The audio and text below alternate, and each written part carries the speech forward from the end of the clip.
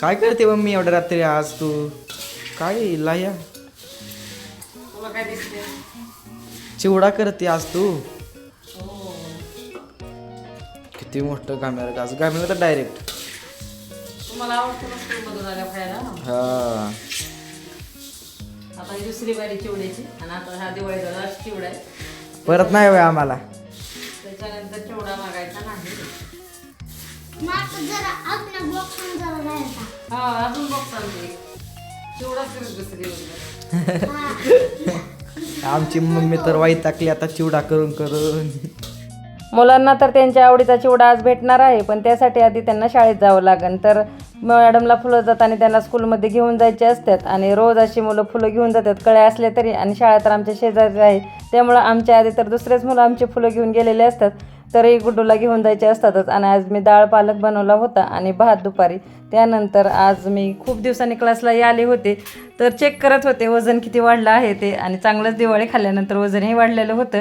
तर मी आज खूप दिवसांनी आले होते आणि केसाचंही खूप अशी वाईट अवस्था होती. तर आता दिवाळीनंतर स्वतःलाही थोडा वेळ द्यावा लागेल. आणि त्यानंतर आज संध्याकाळी आमच्या सौरभने त्याच्याकडे भाजी बनवायची होती, तर मुलांचा प्रयोग बघा.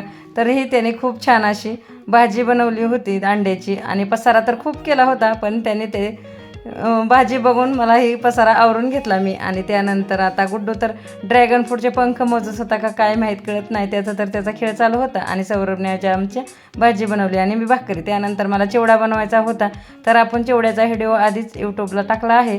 आणि तरी आज मी दिवाळी झाली आहे सगळ्यांची खाऊन, पण मुलांना शाळेतनं आल्यानंतर काहीतरी स्नॅक्स द्यायचं असतं आणि त्यांना खूप चिवडा आवडतोही. त्यामुळं म्हटलं चला अजून एकदा ट्राय करूया. आणि दिवाळीचं काही साहित्यही राहिलं होतं, तर चिवडा मसाला आणला आणि फक्त मुरमुरे आणि बाकीचं साहित्य तर घरात होतं. तर चला म्हणलं छान असा चिवडा बनवून घ्या. तर गेल्या वेळेस मी घेतले होते तेव्हा दुसरे पोहे घेतले होते, पण आज मुरमुरे असतात त्याचाच बनवला आहे. आणि हे सगळं तळून घेतलं, शेंगदाणे खोबरं अजून त्या चिवड्याच्या पापड्या ते सगळं तळून घेतलं. त्यानंतर लसूण कढीपत्ता आणि मिरच्याही एकदा तळून घेतल्या आणि त्याही साईडला काढून घेतले. आणि आता दुसऱ्या कढईमध्ये जे आपलं तेल राहिलं होतं त्यात चिवडा मसाला टाकला आणि मिरची पावडर आणि गार करण्यासाठी ठेवून दिलं. आणि जे मुरमुरे आहेत ते चांगलं गरम करून घ्यायचे आणि असे मिक्स करायचं. आधी सगळ्यात आधी फक्त मसाला आणि मुरमुरेच मिक्स करायचे, त्यामुळं आपल्याला जास्त खाराटी होत नाही. आणि मीठ टाकून घ्यायचं. ते मिक्स चांगलं झाल्यानंतर त्याच्यामध्ये शेंगदाणे खोबरे जे आपण तळून घेतलेलं आहे ते टाकायचं. तर छान असा माझा चिवडा रेडी आहे. आणि लगेच मुलांना ट्रायही करायचं असतं. तर